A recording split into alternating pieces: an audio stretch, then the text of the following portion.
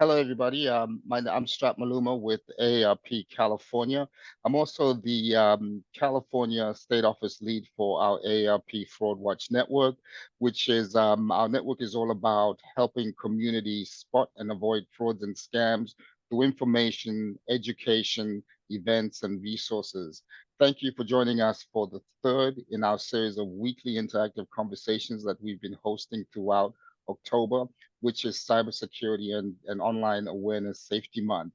I hope you'll help make our conversation an interactive one by sharing your stories, your experiences, asking your questions.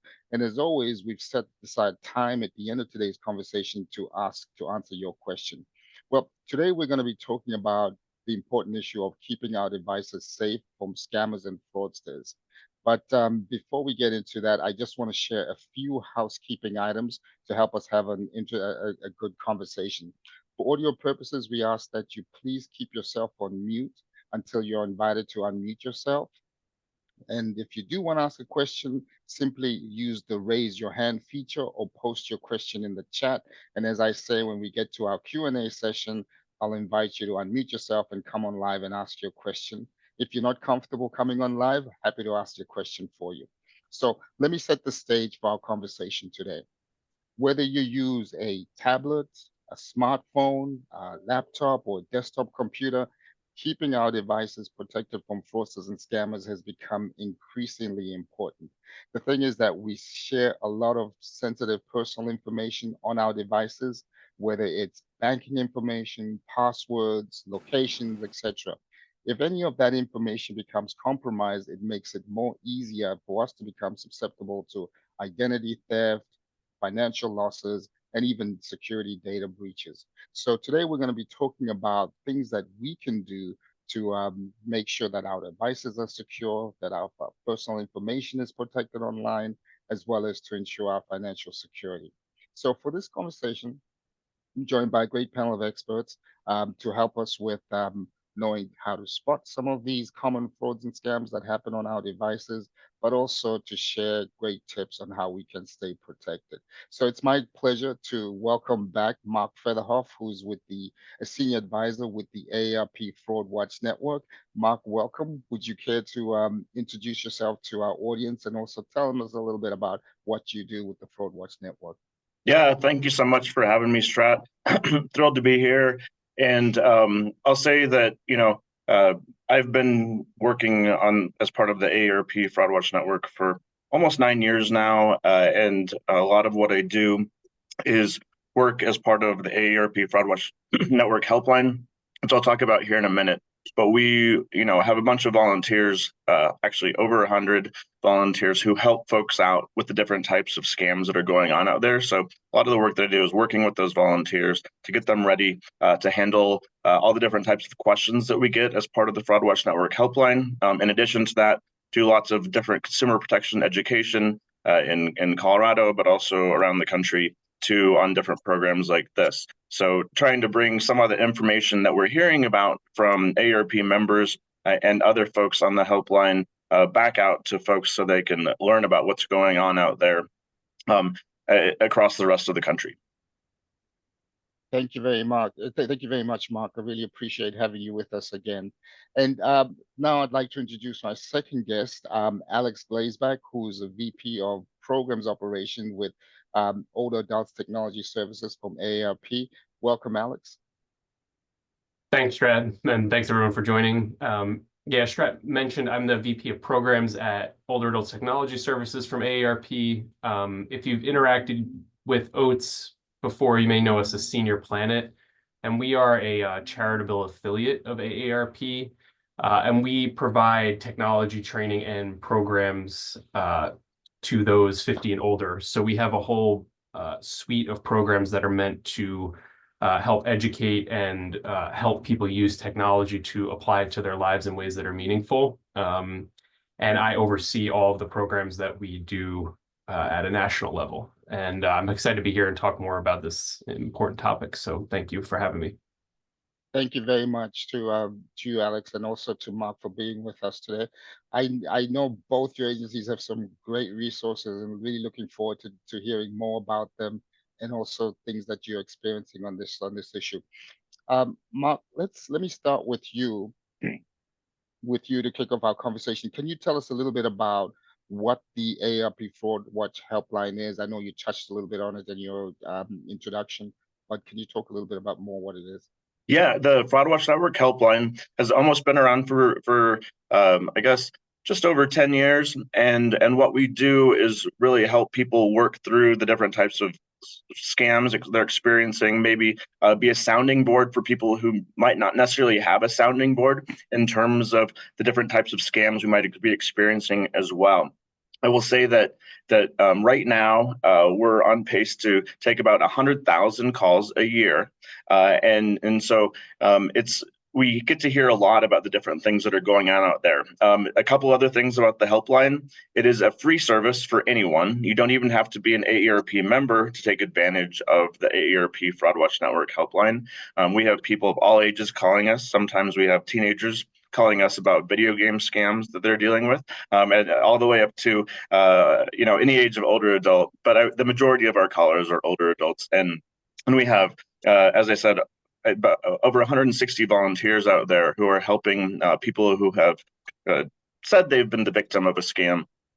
Work through those type of situations, help them through steps they need to take with regards to identity theft, who they need to report to, all those types of things, and also just be a friendly voice on the other end of the line that's not judgmental. So I think that's really important to know. I can see that the phone number for the helpline is in the chat there, but if you want to write it down, it's a good resource to know about. It's 877-908-3360.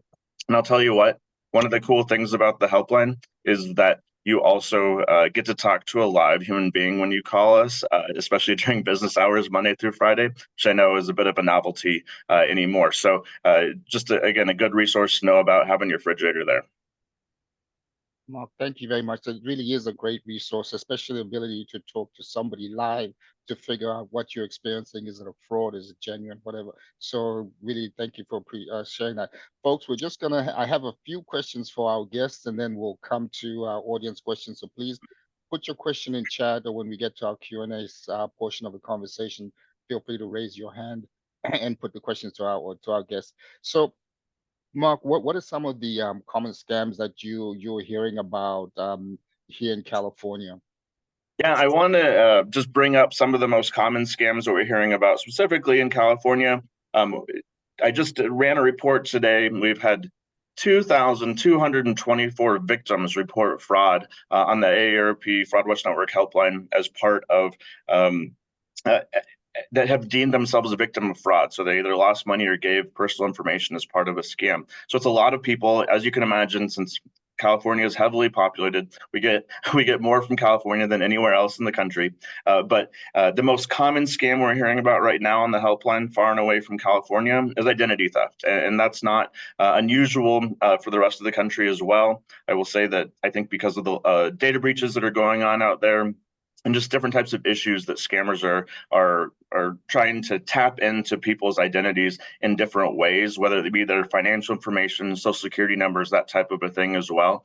So identity theft is really big on our helpline right now. And my message to people about identity theft is assume your information is out there. And it's really important to take proactive steps to protect your identity, doing things like checking your annual credit report and placing fraud alerts and credit freezes as well. A really great resource for that is the FTC's consumer-facing website on identity theft, and it's an easy one to remember. It's just identitytheft.gov, so identitytheft.gov, a great resource to know about. A couple of the other scams that we're hearing a lot of from California: imposter business scams, and we consistently hear the name Amazon used as part of scams.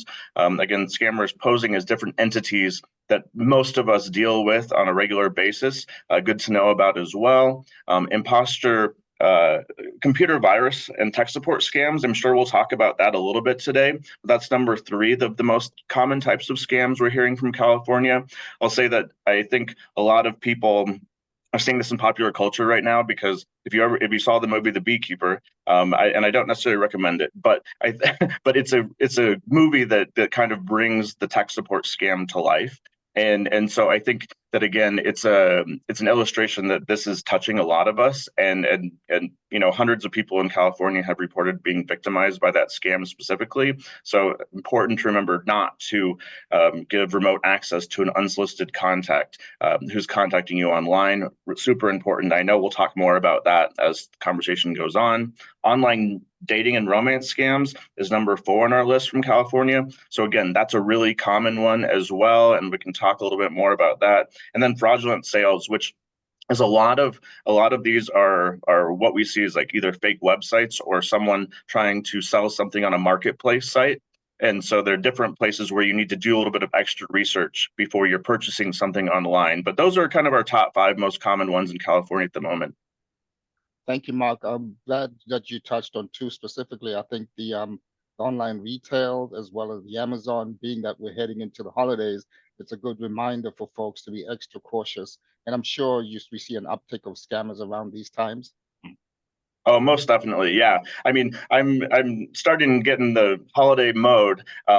Yeah, where you're just talking about gift card scams and the different types of retail scams that folks are really getting exposed to this time of year. And I just want to caution everyone, as you're doing holiday shopping, as you're sending packages to friends and family, be extra cautious. I mean, the most common scam that we're kind of hearing about in the world of phishing are those text messages that I know many of you have received saying they're from the United States Postal Service, UPS, FedEx, Amazon, etc. Again, your package was not deliverable for a reason. You need to pay some extra money. That's probably the most common type of kind of text message phishing scam that we're hearing about right now as well. And I think I got twice as many last holiday season as I am kind of in the normal part of the year right now too.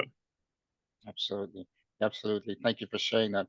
So what do you mean what's your sense of what we mean when we're talking about devices? Yeah, Strat, you mentioned it, you mentioned some of the things that we're talking about. And I think it's really important that we define the devices in this situation, because I think a lot of people think that only kind of certain scams will only happen on a certain type of device, like a laptop or a desktop. You're like at home, the only way I might, for example, the only way I might get a tech support or computer virus scam is by being on a laptop or a desktop, which is not true. And I think it's important to remember that kind of anything with the internet browser has the capability of being involved in some type of a scam situation. And so again, I think it's really important that we're remembering that our devices include, any type of tablet that we have, any type of obviously computer that we have too. Our phones are probably the most common internet kind of accessing device that's going on right now. And so we're seeing more and more calls on our helpline about scammers who are remoting in to people's phones as opposed to their computers or their tablets or their laptops, that type of thing. We also have instances of folks who have had to deal with their smart TVs. And I think smartwatches too. Again, we have to remember, anything with a browser has the capability of a scammer trying to access it. And so watching out for that, I think, is critically important, and remembering that you have to be cautious no matter what device you're using. It's not just that old desktop in the basement anymore. It's literally all the devices that we're using on an everyday basis. That's a wonderful reminder, because I'll be honest with you, I think I'm more alert to keeping my desktop, computer, and my laptop secure than I might be, and my phone as well, than I might be with some of my other devices. So it's a really great reminder. But it also makes me want to ask the question. You are on the front line where folks are reaching out to you for help every day. You're hearing what they're experiencing, what issues they have. So can you tell us a little bit about what you're hearing at the helpline in terms of the concerns or problems that people are reaching out to you about regarding devices? Yeah, one of the most common things, Strat, that we're hearing about, it's not the most common thing, but it's a buzzword that is being used over and over again, because I think people don't always necessarily know how to define it. But we're having lots of people call us and say, my phone's been hacked. And so, which can mean a lot of different things, I think, to a lot of different people. And so a lot of what we're trying to do on the helpline sometimes in those situations is help kind of tease out what that hacking means, because it might mean something to someone else. It might mean for someone that they think that someone's moving around on their device, They might have allowed them to have remote access onto their device.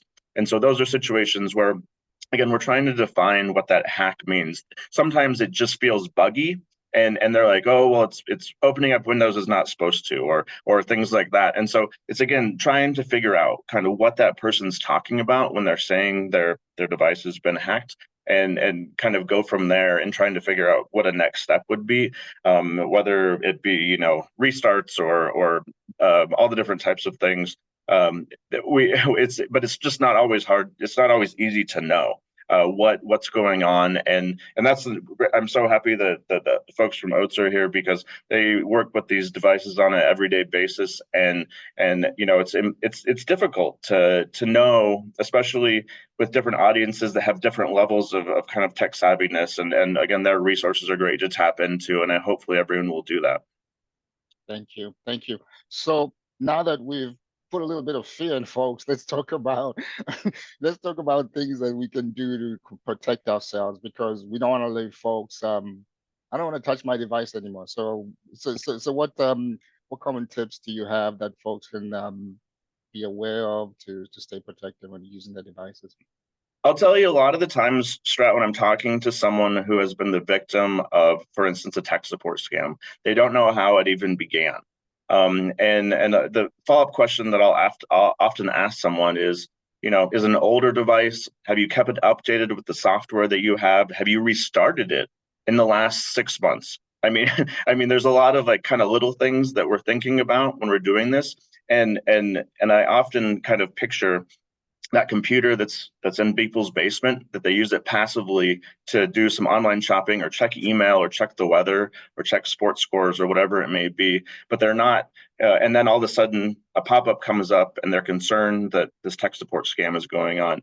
But the reality for a lot of situations is that person might not have restarted that computer even in the last couple of months, and that restart might trigger some of the protections that just general updates can come, like with the Microsoft Windows type of operating system. And so I think it's important to remember about updating those systems, even by easy restart. Is thinking about updating any software that you have that might be protecting your computer, whether it be from spyware or antivirus stuff. Thinking about passwords and making sure that your passwords are secure, and especially for those critical financial accounts, making sure that you're changing them regularly. So again, someone might have a more difficult time accessing, especially those critical accounts, and thinking about dual-factor authentication as a way of helping to protect yourself. I know it can kind of be a pain in the butt, but at the same time, it is an extra step that might keep that scammer from not accessing your device in a different way. I have some other ones too, but we can talk about those later too. Sure. Appreciate that. So something that we're hearing often about right now is data breaches. So can you talk a little bit about what is happening? Why are we getting so many data breaches? But also, what should folks do if they do get that notification that their personal information has been exposed or they've been a victim of data breach? Yeah, this is a really common question that we're getting on the helpline right now, because people receive that notification either via their email or through their snail mail, that their information has been part of a data breach. And I will tell you that I've probably gotten in the last year 3 or 4 of them. And it's alarming and it's frustrating, and it feels like, to me though, kind of a way of life at this moment. And in my mind, it is a reminder again and again that we need to be proactive with our identity rather than reactive. And so instead of waiting for a scammer to try and access that information, or buy people's profiles from the dark web or whatever it may be, it's time to do things again like checking your annual credit report, placing fraud alerts and credit freezes if you believe anything's going on, and maybe just doing it proactively anyways. And again, that website, identitytheft.gov, will direct you to all of those places. I will say again, too, just a couple other things about data breaches. I think it's important to remember that if you get a data breach notification, it does not necessarily mean that you are the victim of identity theft. It does mean, though, that someone potentially accessed critical information of yours. And so it doesn't mean they're going to use it tomorrow or the next day. They might use it in 3 years.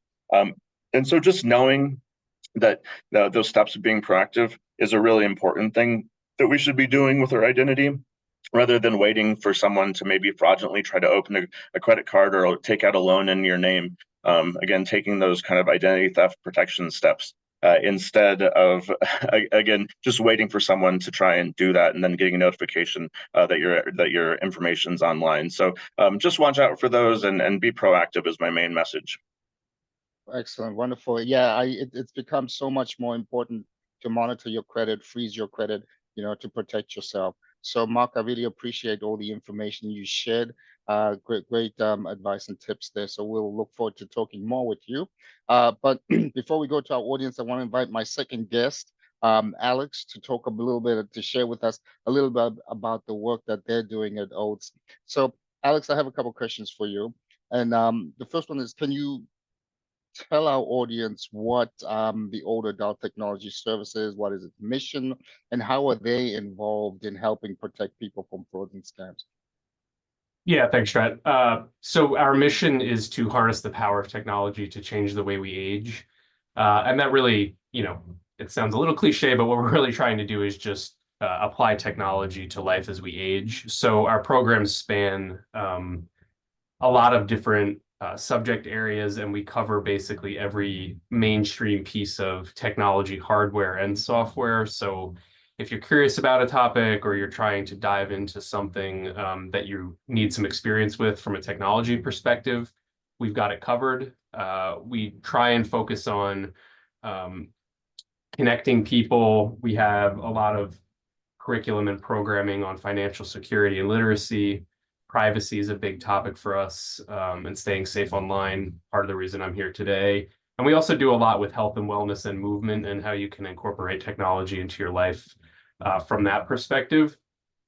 In terms of how we kind of prepare people to be online in a safe manner, we really start with the basics. So we have a lot of foundational programming that, if you're not completely comfortable doing sort of, basic email or basic internet searching, or even just basic operation of a computer, whether that's a laptop or a desktop or a smartphone or tablet, we have programs that kind of get that foundational work together so you're able to go further and do really what you want to do online. So we really build that that base level of skills that's required to do more advanced things online, or download apps, or get involved in things that are beyond the basics. Thank you. And if I understand correctly, the programs and services that you offer, they're both online and in person, or a combination? Yeah, that's right. We have a huge amount of programs available online. If you go to seniorplanet.org, they're free. And we have somewhere between 10 and 15 programs a day happening Monday through Saturday now.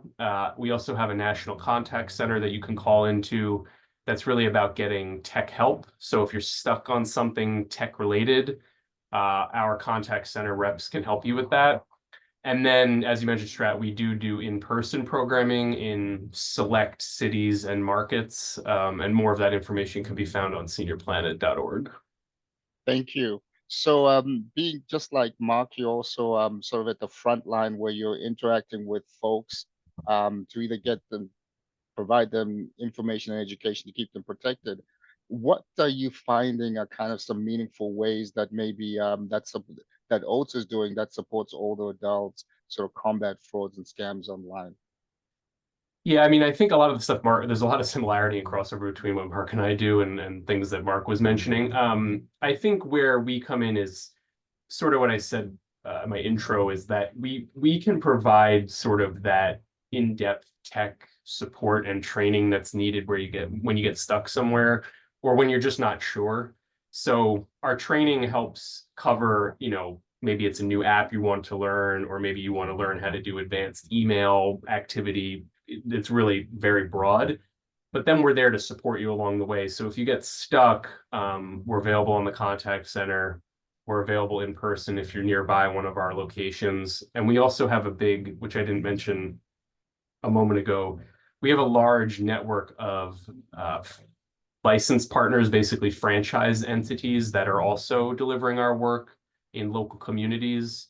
and that's in 40 states and 500 different places. So there's always a way for us to support you. And I think what we try and do is help build the skills, but then provide the assistance when needed when you get stuck or you have a question.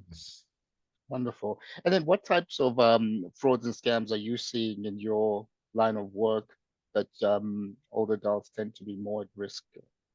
Yeah, I mean, I think Mark mentioned a lot of them. We've been hearing a lot of kind of government impersonation type scams where people are, pretending to be someone from IRS or Social Security, giving you benefits. There's a lot of sweepstakes and lottery scams talking about, you won a big sweepstakes and you need to contact this number, or, fill out this form in order to claim your prize. And another one, there's also healthcare related scams related to Medicare. And we've been seeing a little bit of an uptick in romance scams, people who try and profess their love to people online, but then start asking them for money shortly thereafter. So there's a whole kind of different assortment of different ways people try and, I think prey on people's, inability to determine whether or not something is true or not. And that's where I think Senior Planet and Oates can really play a big role. Wonderful. So, just like when we're talking with Mark, we're providing a lot of information and I'm hoping that it doesn't scare people. So it's rather empower them with information. So let me ask you, um, should the risk that related to online fraud and scams, should that keep people away from using their devices? What would you say about that? How would you encourage folks? Yeah, it's a great question, something we hear a lot. And, we are all about using technology to empower yourself. And, we really believe that technology can be a tool and something that's really beneficial in your life. So, we really believe that the risks do not outweigh the rewards. And it's all about being patient and also about stepping back when something you feel uneasy or you feel not sure about something, is to take a beat. I think there's a lot of pressure associated with these people who are trying to fraud or create scams, and you don't have to act immediately, but that level of intensity and pressure that people exert is a mechanism to get people to try and act quickly without thinking. And I think technology is great. The things that technology affords, from social connection to health, fill in numerous more blanks, it way outweighs the risks. And there are a lot of tools and resources and support out there to make sure you can do that confidently and safely. So you brought up social connection. So can you talk a little bit about how social networks, so many of us are on them, how are they helping to prevent folks falling into fraud, or does it exacerbate? Yeah, it's a good question. Something we really encourage people to do is to rely on their social networks, especially when it comes to this topic, because, who do you call when you're worried about something or you're unsure? Probably a family member, maybe a friend, maybe an acquaintance, and people will support you and help you figure it out. When you see something that you're unaware of, you don't have to act. You don't have to kind of heed the demands of whatever the email is saying or whatever the other person on the phone is telling you. And we really encourage people to pause and, call a friend, call a family member. And if you don't have those connections, go to a community center that you frequent or the local library, and ask someone about it. And I think that level of social networking connection can really protect and defend against, some of the things we're seeing out there. Absolutely. I think trusted sources, to get your information from trusted sources, is such an important thing to do. Um, two-factor authentication, something mentioned earlier in the conversation. Can you talk a little bit about that, how it works and benefits of it? Yeah. Yeah, this is something that I think is really important. And everyone that's on the call may be seeing this when you sign up for maybe a new account online, or you're setting up your email, or, even creating a Netflix account. It might ask you, do you want to set up two-factor authentication?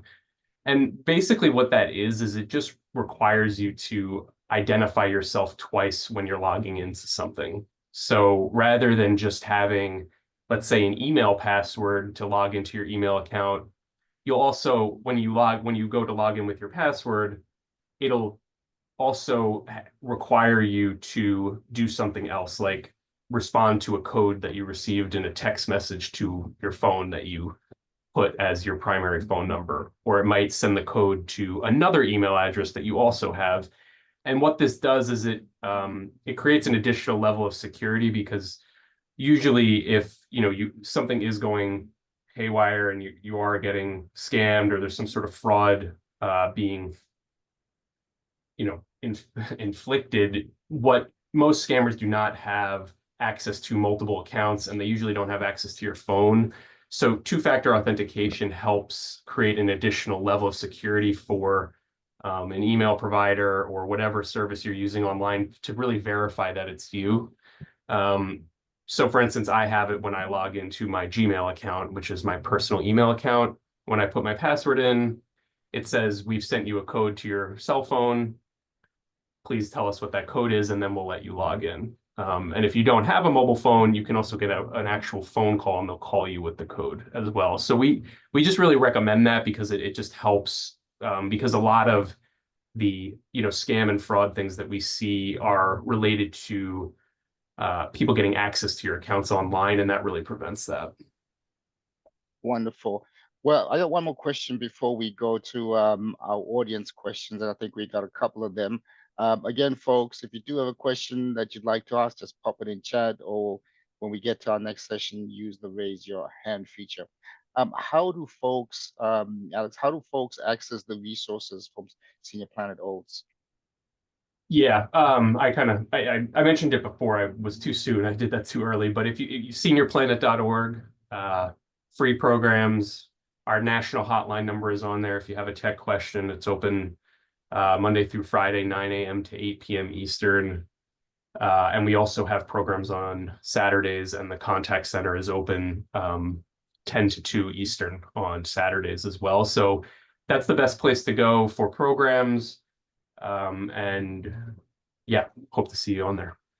Wonderful. Wonderful. Well, thank you, Mark, and thank you, Alex. That's great information that you shared. I know it'll benefit our audience a lot. So it's now time to us go to our audience question. The first person I'd like to invite to unmute herself is Melissa Bolton. She has a question about remote access to cell phones. Melissa, you on?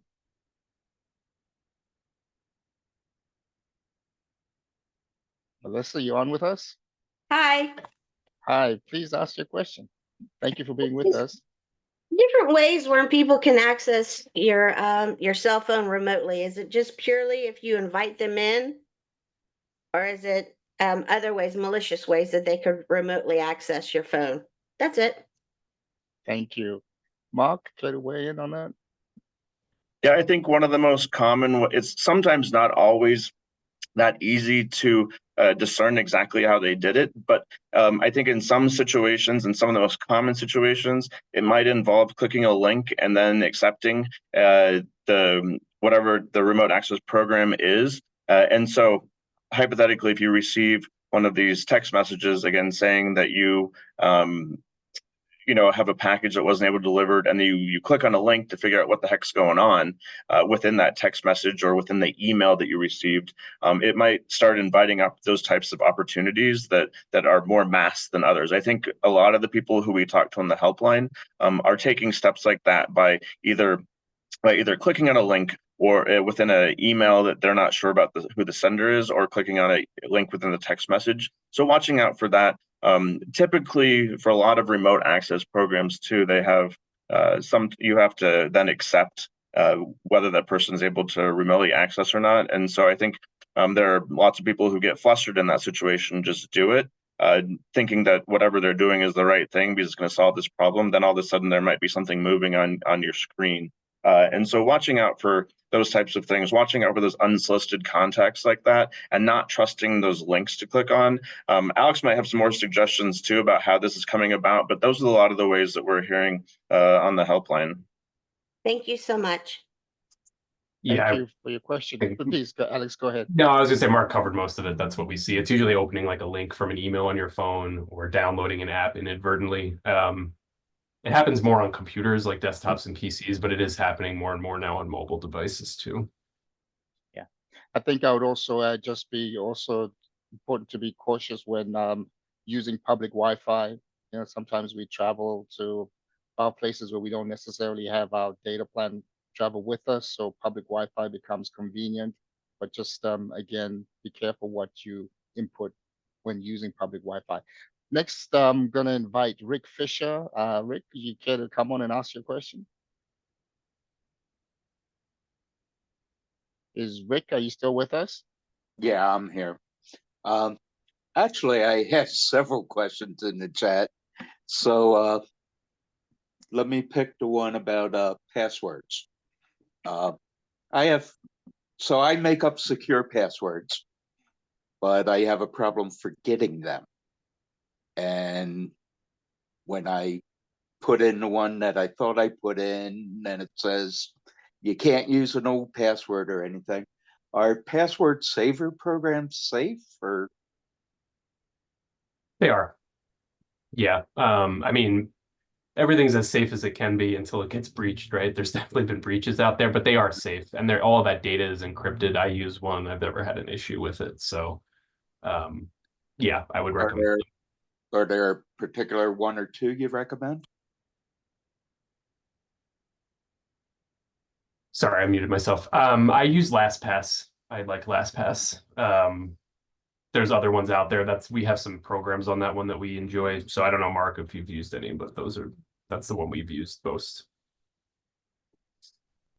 I think my main issue sometimes with the password saver programs is if people are using them on devices that multiple other people are using. So again, if you're using this on your personal laptop or your personal tablet or your personal phone, it's cool, but if lots of other people are using that device, which in some households is the case, or in some at the library, that type of a thing, that's the only time I'm really concerned about it. I've definitely been, my parents live in like a 50+ community, and everyone sometimes goes and uses that computer. But I get on those computers and I'm logged into someone's email address who doesn't want to be there. So I think being really, really cautious about that is the most important thing. But again, it's all about managing risk and with the devices you're using, and you kind of know who uses those devices and if you need to be extra cautious or not.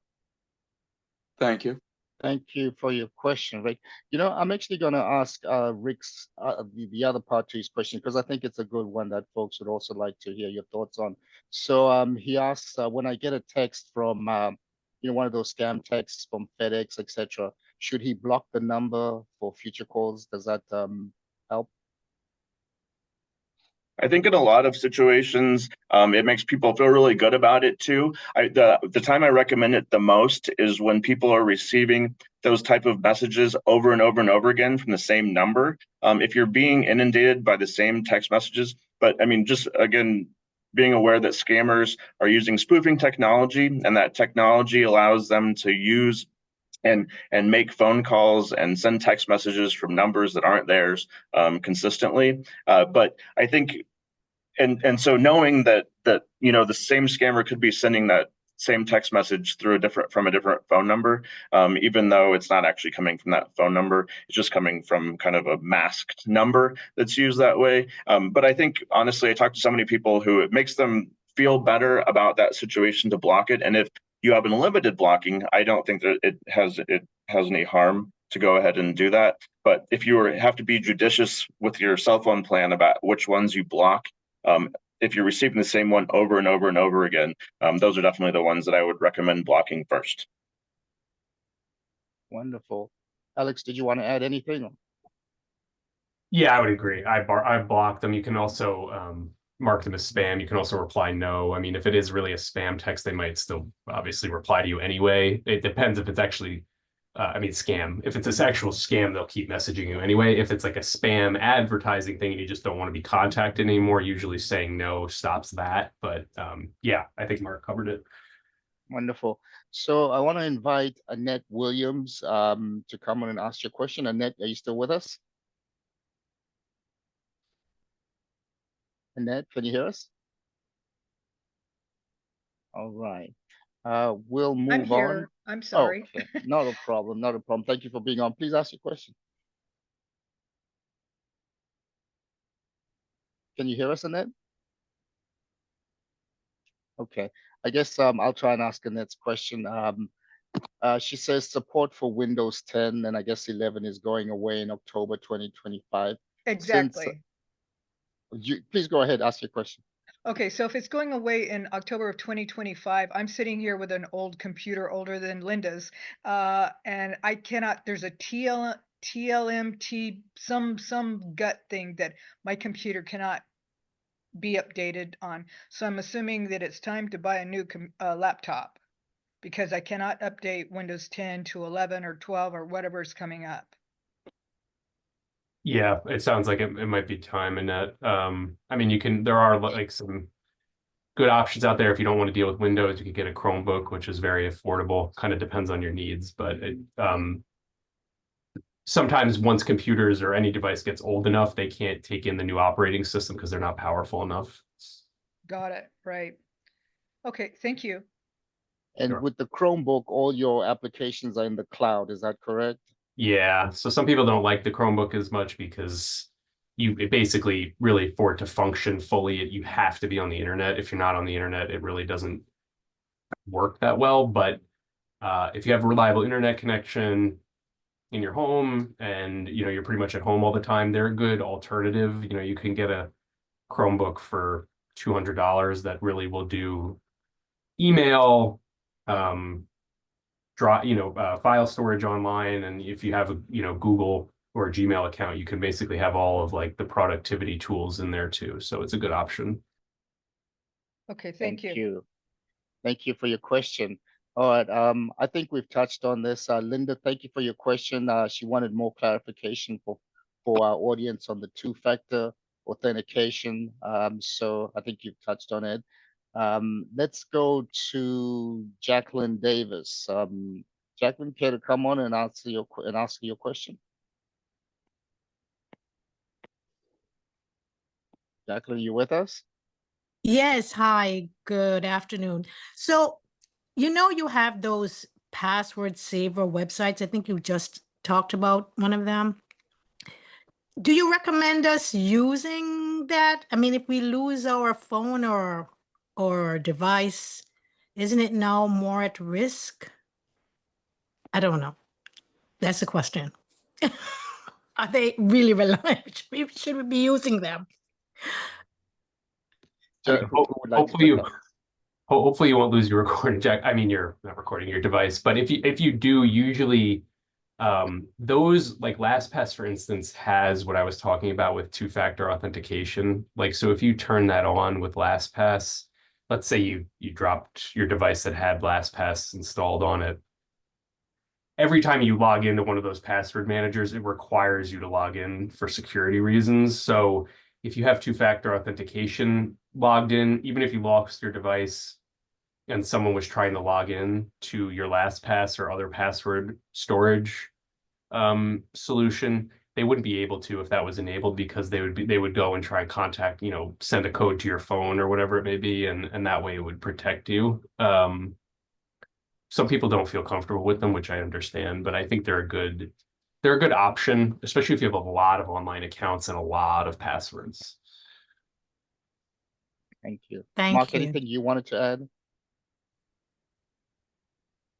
No, I think one of the things that I think people hate this about when I talk about this type of stuff is that it's really important. Do your research when you're doing this type of thing. If you're looking for a password manager and you're trying to find what's going to fit your needs, you can do a quick search for, best password managers 2024 and find some research about what people are saying. There's magazines and different type of computer websites that that go through and rate these types of programs, and you might be able to figure out what works for you, and what's necessary for you, rather than what might be good for your neighbor in those situations too. So doing a bit of research is, I think, a good tip if you are going to engage with using a password manager, because there are lots of different options out there.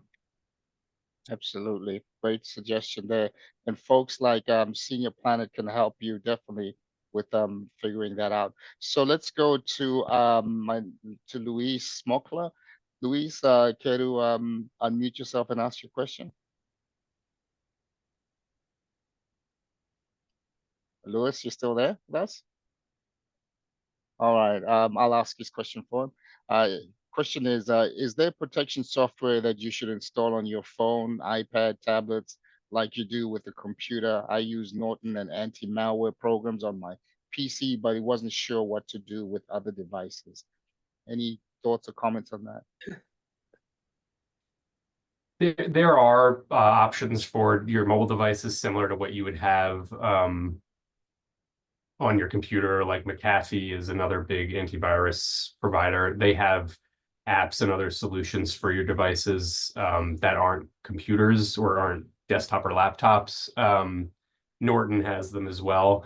I mean, I think they're a good option if you're really concerned. They will help catch things. You know, one of the things that I think is important that we try and help people with at Senior Planet is being able to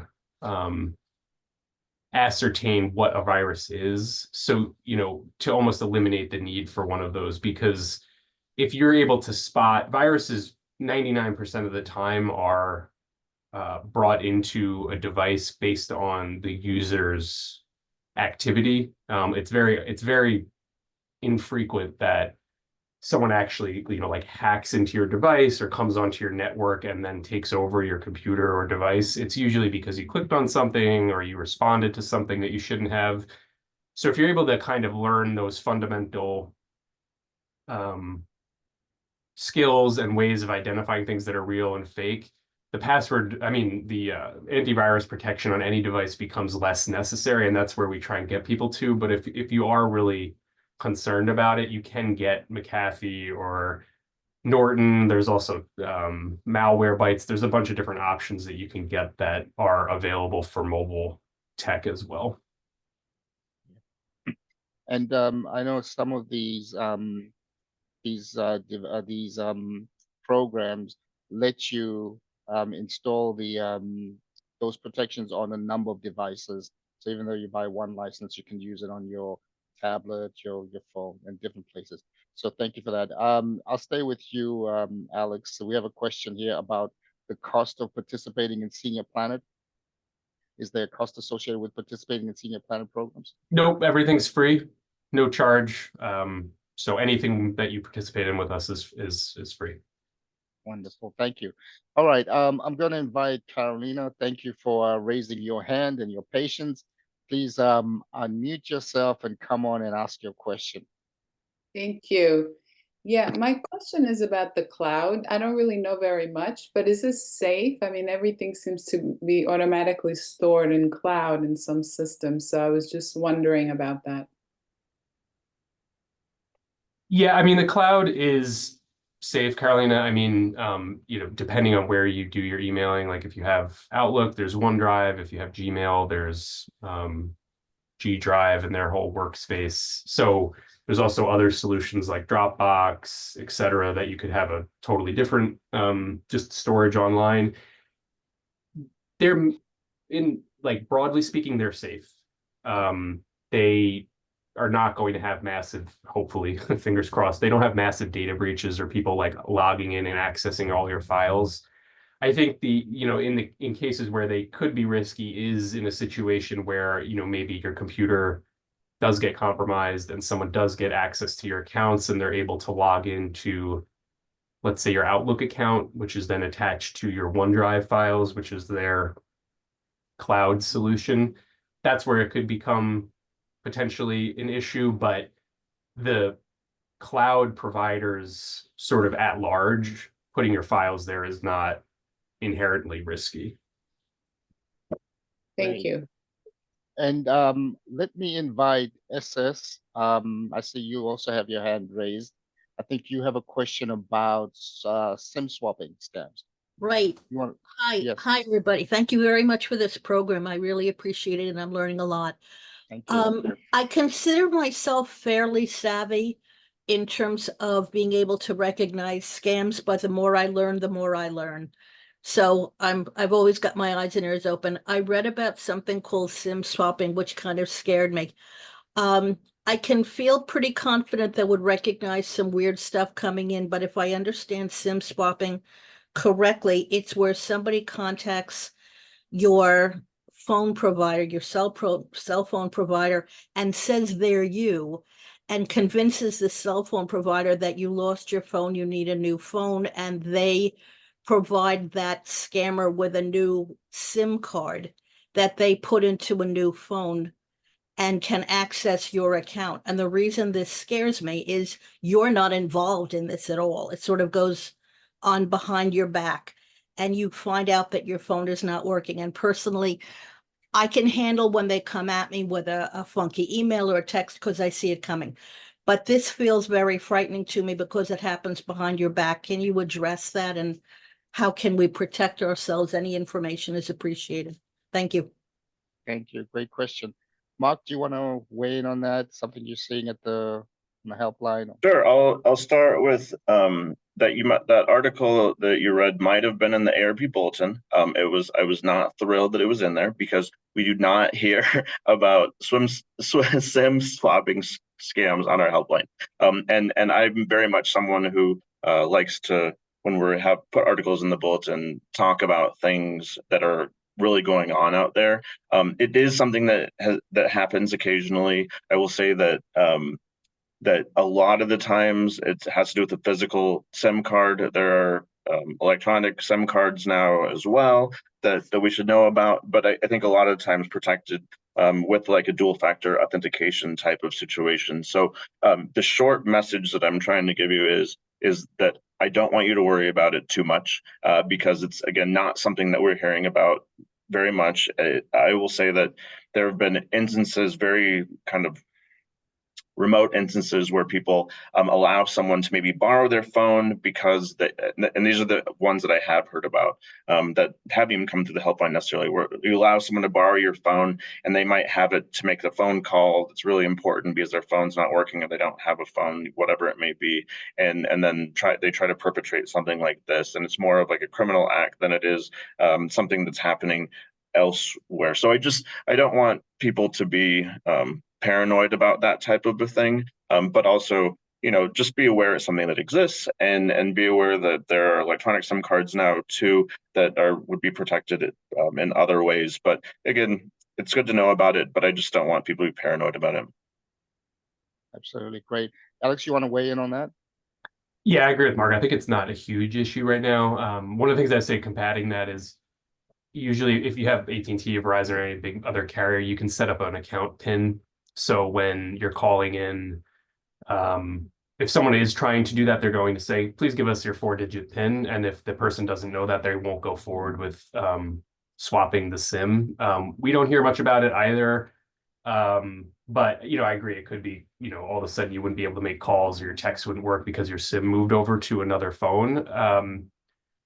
I think if that's happening, kind of like Mark was alluding to, there's probably a bigger identity fraud issue going on. And it's probably because in order for that to happen, they would have to be able to verify a tremendous amount of your information to be able to make that switch. So it's probably a bigger issue than just this SIM swap. Wonderful. Great advice there.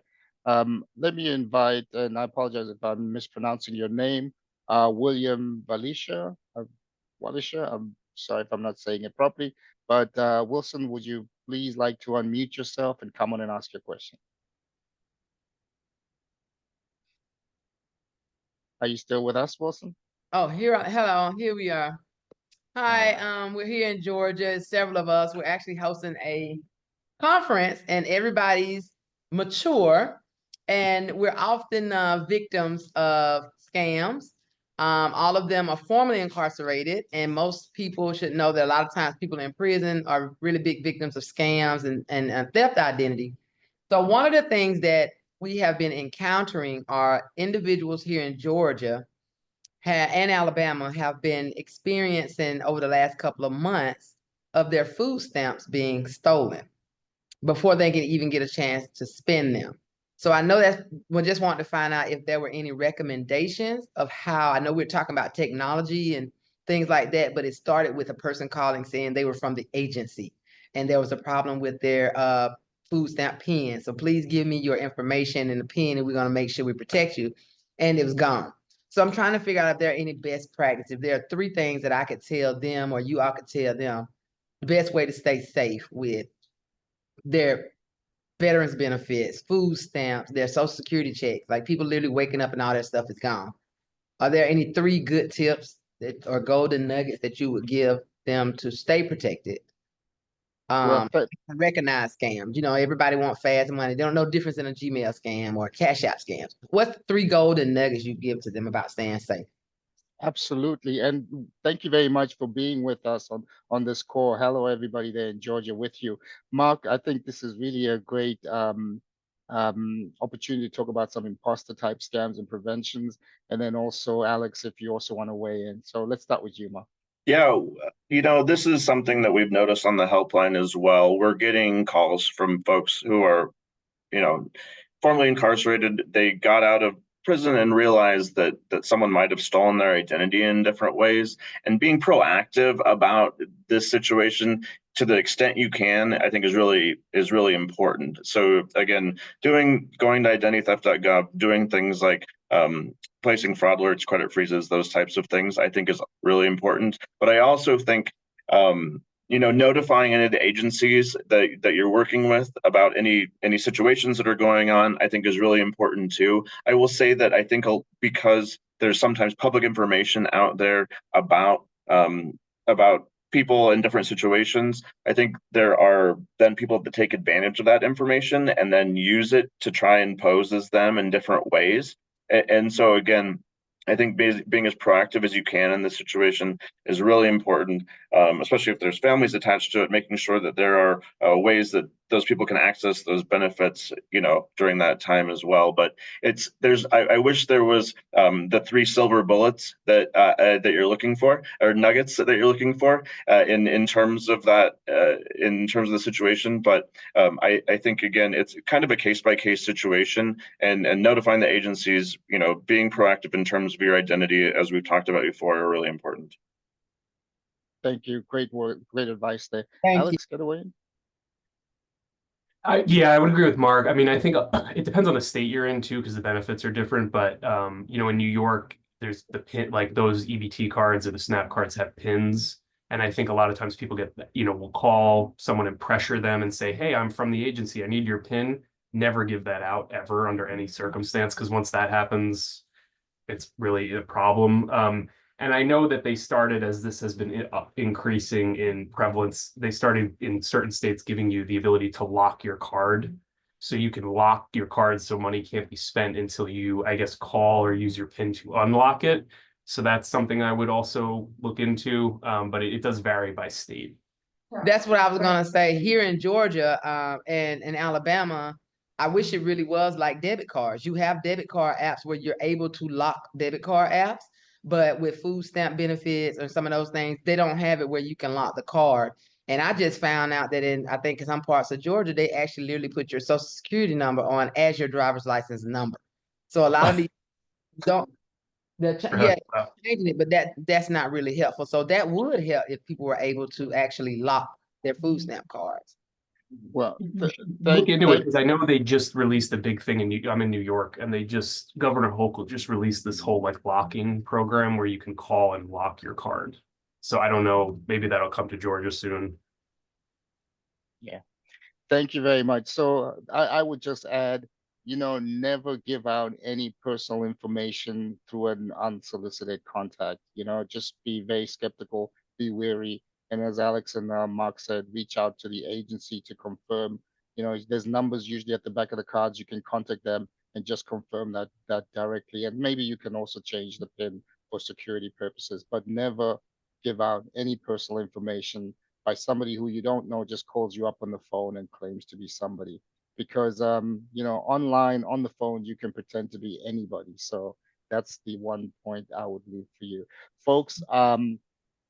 This has really been a great conversation. I really appreciate all your questions, and also my guests joining us today. Unfortunately, we are out of time. I think we could keep this conversation going on for a little while longer, but unfortunately, as I say, we're out of time. So I do want to thank my guests, Mark Federhoff, Senior Advisor with the AARP Fraud Watch Network, as well as Alex Glazebrook, VP of Programs Operations with Senior Planet Oats from AARP, for their time, sharing their insights and advice today. I also want to thank all of you for joining us today and asking some really great questions, which I think even for me has got me thinking and about things that I can do to be extra careful as I do go about online. I'm sure for some others too here. And then my colleague in the background, Marissa, for the background operations, thank you for helping us do that. Please join us again next week as we will be talking about text message scams, and you can register for that session at aarp.org/California, where you can register and then join us back here next week for our final conversation. So thank you everybody for being with us. I really appreciate the time.